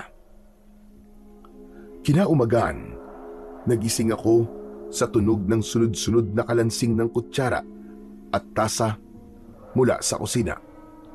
Kasabay nun, naamoy ko ang mabangong aroma ng kape. Mabilis akong bumangon at lumabas ng kwarto. Pagbukas ko ng pinto, nakita ko si tatay at si Randy. Magkaharap silang nagkakape. Parang may pinag-uusapang importante. Tay? Okay ka na? Oh, ba't naman ganyan ang mukha mo, anak? Bakit? Ayaw mo ba akong gumaling? Hindi lang po ako makapaniwala, Tay. Oo na, sige na. Umupo ka na. Samahan mo kami magkape. Opo, Tay. Salamat po. Nagsalin ako ng mainit na tubig sa tasa at nagtimpla ng sarili kong kape. Tumabi ako kay tatay. Tahimik akong nakinig sa pinag-uusapan nila. Maraming salamat sa lahat, Randy ha. Utang na loob ko talaga ang buhay ko sa'yo. Wala po yun. Pero maswerte ho talaga kayo dahil natsambahan po natin yung mga aswang na yun. Ilang araw din naming hinanap ang mga yun eh. Ilang araw? Ibig sabihin matagal na sila nanggugulo dito sa baryo. Oo, hindi nyo lang po napapansin. Pero matagal na pong sinasalakay ng tahimik ng mga aswang itong baryo. Talaga? Paano? Nakita niya po mismo. At nung malaman niya tungkol sa mga aswang, agad niya akong pinatawag para makatulong. Abay, salamat kung ganun. Tignan mo nga naman Akala ko noon tahimik at payapa na ang aming baryo. Yung pala, biglang napatingin sa akin si tatay. Ang kanyang mga mata, parang nanunumbat. Kita mo na, Galena. Wala tayong kaalam-alam na may aswang na pala dito sa baryo. Ikaw gala ka pa ng gala sa gabi.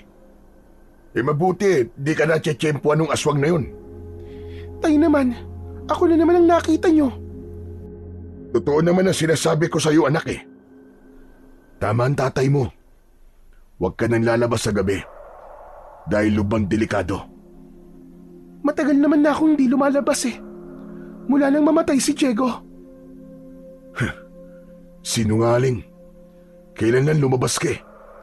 Sinundan mo pa nga ako sa gubat. Namula ko sa sinabi niyang yun. Hindi ko batid na alam pala niya ang aking pagsunod sa kanya.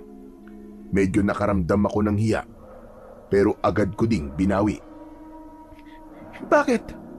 Hindi lang naman akong sinungaling dito Pati naman ikaw Ayaw mo akong tulungan patotohanan sa mga tao na totoo namang umuwi ako dito sa bahay bago mamatay si Diego. Kung nagsalita ka lang, di sana nalinis na ang pangalan ko. Pasensya ka na. Hindi ko kasi pwedeng gawin yon. Hindi ako pwedeng madamay sa anumang gulo. Kailangan naming unahin yung misyon na hanapin at palayasin ang mga aswang dito. Kung makikialam ako, baka ako pa mapagbintangan, Galena. Ganun ba? Kung ayos lang sa'yo na masama ang tingin sa akin ng mga tao, sige lang. Sa bagay, sino ba naman ako, di ba? Huwag kang mag-alala, Galena. Malapit nang malinis ang pangalan mo. Baka nga ngayon pa lang, malinis na Anong sinasabi mo? Ang sinasabi ko, hindi na naituloy ni Randy ang kanyang sasabihin nang biglang nagsidatingan ng mga tao sa bahay namin. Lahat sila nakikiusyoso at inaalam kung totoo bang inatake kami ng mga aswang. Nang makita nila ang itsura ng bahay namin at ang mga sugat ni tatay, lahat sila natakot at nag-alala. Aba, kung ganon, ay hindi talaga ikaw ang pumatay sa aking anak. Hindi ka aswang.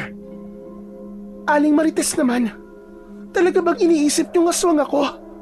Sinabi ko na po sa inyo, hindi ako ang pumatay kay Diego. Oo, tama ka. Ngayon alam na natin na may gumagalang ang aswang dito sa baryo. Kailangan may gawin tayo. Hindi pwedeng pabayaan na lang natin. Huwag nating hayaang maulit ang nangyari sa anak ko at kina Galena. Mga kababaryo, kailangan natin panagutin ang mga aswang na yon. Tama ho kayo. Pero kailangan natin magplano. Hindi basta-basta ang mga kalaban natin. Kailangan natin ng mga armas. Sumang-ayon silang lahat kay Randy. Nagkaroon ng konting pagpupulong. Nang matapos na ang pag-uusap, ay nagsiuwian na ang mga tao. Naiwan kaming dalawa ng binata at lumipat sa labas ng bahay. Umupo kami sa ilalim ng puno. Randy, pwede ba ako magtanong? Ano ba kasing ginagawa mo sa gubat? Nagpunta ako sa gubat dahil doon ko pinapadalisay ang mga anting-anting ko. Kung hindi ko gagawin yun, mawawala ng bisa ng mga bato. Talaga? Pasensya ka na Nagkamali ako sa paghusga. Akala ko, Isa kang masamang nilalang. Ayos lang. Wala kang dapat na ihingi ng pasensya. Sa nangyari kay Diego, sino ba naman ang hindi matatakot, di ba? Basta, salamat sa pagliligtas sa tatay ko at sa akin. Walang anuman yung Galena. Pero may gusto kong sabihin sa'yo. Ano yun, Randy? Gusto kong sabihin na kahit anong mangyari, piliin mo sana palagi ang tama. Huwag mong hahayaan na lamunin ka ng dilim, Galena. Teka, ano bang ibig mong sabihin? Wala. Basta tandaan mo lang yon. Ngumiti sa akin si Randy, pero halatang may itinatago sa mga ngiti niya. Sige na, uwi na muna ako.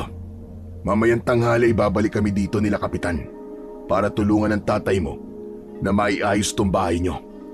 Oo. Sige, ingat ka. Salamat ulit. Ikaw rin. Tahimik na naglakad si Randy papalayo. Wala akong nagawa kundi mapatingin sa kanya. May kakaibang kaba sa dibdib ko at paulit-ulit kong inisip ang sinabi ni Randy. Maya-maya pa ay napatingin ako sa kalsada. May nakita akong gumalaw sa likod ng isang puno. May lalaking lumabas mula doon at nagulat ako nang makilala ko siya. Sinenyasan niya akong lumapit. Bahagya akong umiling, pero kalaunan sumunod din ako sa kanya. Dahan-dahan siyang naglakad. Nakasunod ako sa kanya hanggang sa makapasok kami sa loob ng gubat. Ba't ba ang tagal-tagal mo bago sumunod dito? Di ba sinabi ko naman sa'yo na kailangan natin magkita bago ang bilog na buwan para maihanda ka na sa gagawing ritual? Hindi na ako tutuloy, ayoko na. Huwag na nating ituloy ang kasunduan. Hindi na ako payag.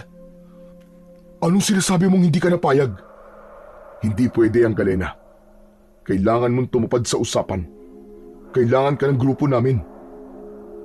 Muntik nang mapatay na mga kasamaan mong tatay ko, Lando. Sino bang matutuwa sa ginawa niyong pagsalakay sa amin kagabi? Mahal, ginawa lang namin yun para masiguro na matutuloy na ang ritual mamayang gabi. Pagkatapos nun, magiging maayos ng lahat. Magiging makapangyarihan na tayo, Galena. Lando, ang gusto ko lang noon ay ikaw at ako. Yung meron tayong normal na buhay. Pero iba na ngayon. Iba na. Natatakot ako, Lando. Hindi ko alam kung anong klaseng buhay ang maibibigay mo sa akin dyan sa loob ng gubat. Hindi pwede, Galena. Marami na akong isinakripisyo para sa'yo. Hindi mo ako pwedeng basta talikuran. Alam mo kung gaano kahalaga ang ritual na to para sa amin. Para sa akin. Hindi ako aswang, Lando. Ayoko maging isa sa inyo. Huwag mo akong subukan, Galena. Pinatay ko si Diego para sa'yo. Ipinagtanggol kita sa manyakis na lalaking yon. Ginawa ko ang lahat para maprotektahan ka. Tapos ito lang ang gaganti mo. Ikaw ang pumatay kay Diego? Oo, ako nga. At yun din ang gagawin ko sa lalaking kausap mo kanina.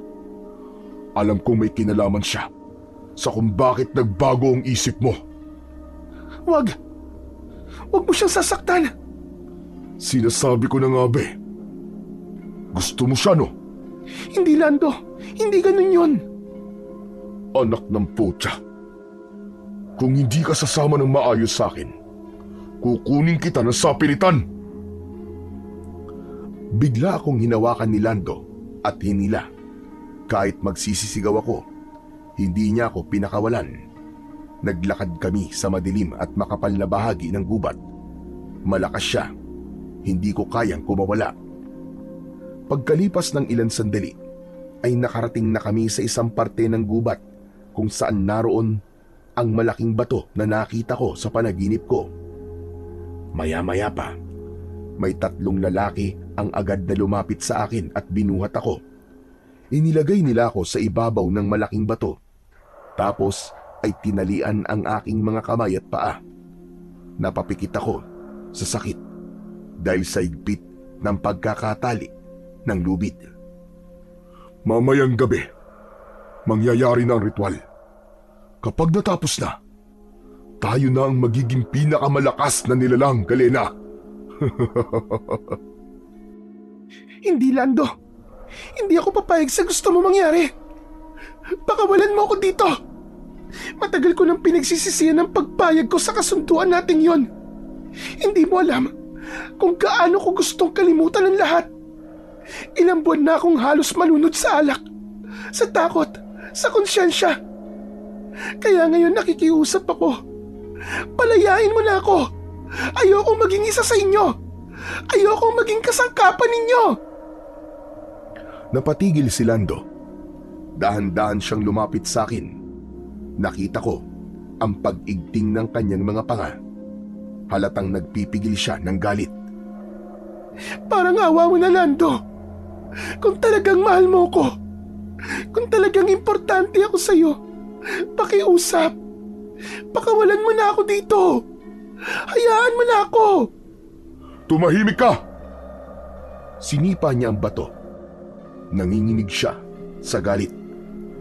Traidor ka! Wala ka ng silbi sa akin, Galena. Sisiguraduhin ko mamayang gabi.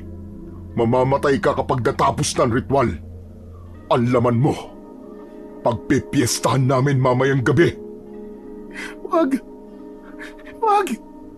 Maawa ka! Tumawa siya ng malalim. Yung tawa bang nakakatindig ng balahibo. Sa paligid ay nagsimula ng magsilapitan ang mga kasama niyang aswang. Nakatingin silang lahat sa akin. Naglalaway, parang mga gutom na hayop na matagal nang hindi nakakakain. Mabilis na lumipas ang oras. Gabi na, pero maliwanag na maliwanag ang paligid dahil sa bilog na buwan at sa mga kandilang nakasindi sa lugar na yon. Nakahiga pa din ako sa ibabaw ng itim na bato at ang mga aswang ay nagsimula na ng kanilang ritual. Nakapaikot sila sa akin. Bumubulong sila para bang nagdarasal ang mga yon. Nagbago na din. Naging mga halimaw. Diyos ko, tulungan niyo po ako. Ayoko pa pong mamatay. Patawarin niyo ako sa lahat ng kasalanan ko. Tulungan niyo ako, Panginoon. Habang umiiyak ako, biglang nagkagulo ang mga aswang. Narinig kong may sumigaw. Napalingon ako at doon ko nakita ang isang lalaki na bigla na lang sumulpot mula sa dilim. Wala siyang suot na damit pang itaas, pero may nakasabit na kumikislap na medalyon sa kanyang leg. Nanlaki ang mga mata ko. Nakilala ko ang lalaking yun. Walang iba kundi si Randy. Siya ang lalaking nasa panaginip ko. Ang lalaki na pumugot ng ulo ko. Nanlaki ang mga mata ko nang makita ang mahabang espada na dala niya. Diyos ko! Diyos ko, tulungan niyo po ako! Muli akong napatingin kay Randy. Sinugod siya ng mga aswang. Walang alinlangang iwinasiwas niya ang espada at sinugod ang mga ito. Mabilis ang kanyang pagkilos. Sanay na sanay ito sa pakikipaglaban. Lahat ng aswang na lumalapit sa kanya ay nasusunog. Samantalang si Lando ay parang hindi nagambala. Nasa tabi ko siya at itinutuloy pa rin ang ritual. Nakatingala ito, paulit-ulit na binibigkas ang mga orasyon. Lando, tama na, nakikiusap ako sa'yo. Huwag mo lang ituloy ito. Tumakas ka na. Papatayin ka nila. Pero hindi siya nakinig. Bigla niyang sinunggaban ang leg ko at kinagat. Aray! Tama na, Lando! Tama na! Habang patuloy niyang sinisipsip ang aking dugo, biglang sumulpot ang mga taga-baryo at sa gitna ng kaguluhan, nakita ko si Tatay Ben. Mabilis siyang tumakbo palapit sa akin. May dala siyang buntot ng pagi. Hayop ka, Lando! Bitiwan mo ang anak ko! Sumugod siya at malakas na pinalo ito sa likod. Napasigaw si Lando at napaatras. Peste kang hayop ka! Wala kang karapatan na saktan ang anak ko! Habang nagsasagupaan sila, lumapit si Randy sa akin at tinanggal ang mga tali. Mabilis niya akong hinila palayo habang patuloy pa rin ang labanan sa paligid. Wag! Huwag mo akong patayin, nakikiusap ako, Randy. Hindi ako masama. Alam ko, Galena. Huwag ka matakot sa akin. Hindi kita sasaktan. Pero, sa panaginip ko, pinugutan mo ako ng ulo dahil naging aswang daw ako. Hindi lahat ng panaginip ay totoo, Galena. At hindi rin lahat may literal na kahulugan. Pero kung sakali magkatotoo na maging aswang ka, huwag ka mag-alala. Gagamutin kita. Tutulungan kita. Eto, mabisa ang langis na to. Ipahid mo muna sa sugat mo para lumabas ang lason. Tapos ay takpan mo ng damit para hindi masyadong magdugo. Babalikan kita dito, Galena. Huwag kang aalis kahit anong mangyari. Sige, tulungan mo ang tatay ko, Randy. Tulungan mo siya. Tumango si Randy at mabilis na tumakbo pabalik sa lugar ng labanan. Naiwan akong mag-isa. Maya-maya pa, may narinig akong mga kaluskos mula sa likod ko. Pagtingin ko, nakita ko si Lando. Ang katawan niya ay balot ng itim na balahibo at nanlilisik ang kanyang mga mata. Akala mo ba'y tapos na, Galena? Akala mo ba'y makakatakas ka sa akin ng ganun-ganun lang? Ngayon ay tatapusin na natin ang ritual. Magiging kagaya mo na ako. Magsasama tayo. Magpasawalang hanggan. Wag, Lando! Wag! Kakagatin na sana niya ako uli, pero bigla siyang natigilan. Kasabay nun ay bigla siyang sumuka ng itim na dugo at sa isang iglap, nahiwalay ang ulo niya sa katawan. Gumulong yun sa lupa at ang katawan niya ay unti-unting natumba nang ilabot ako sa aking nakita. Sabi ko na hindi siya titigil hanggat hindi kanya nakukuha. Lumapit siya sa akin at inabot ang mga kamay ko. Tapos na, Galena. Wala na siya. Ligtas ka na. Sa sandaling yon ay bigla akong napagulgol. Hindi dahil sa sakit o takot, kundi dahil sa tuwa at ginhawa. Para akong nabunutan ng tinik sa dibdib. Matapos ang halos 1 taon, sa unang pagkakataon ay nakahinga na din ako ng maluwag. Tapos na. Tapos na ang lahat. Oo, tapos na, Galena. Malaya ka na. Napatingin ako kay Randy. Noon ko lang naunawaan na mahusay talaga siya at maraming alam. Walang sikretong na itatago sa kanya. Pero Randy, paano mo nalaman? Nung una kitang nakita, alam ko na, Galena. Nahulaan ko na kung ano mangyayari sa'yo. Hindi rin aksidente ang pagkakaligtas namin sa'yo kagabi. Sadyang nakasubaybay ako sa inyo ng ilang gabi na. Alam ko na may mangyayaring isang masamang sumpa.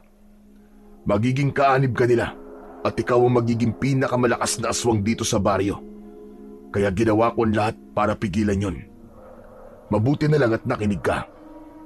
Mabuti na lang at pinili mo ang mabuti kaysa ang maging masama.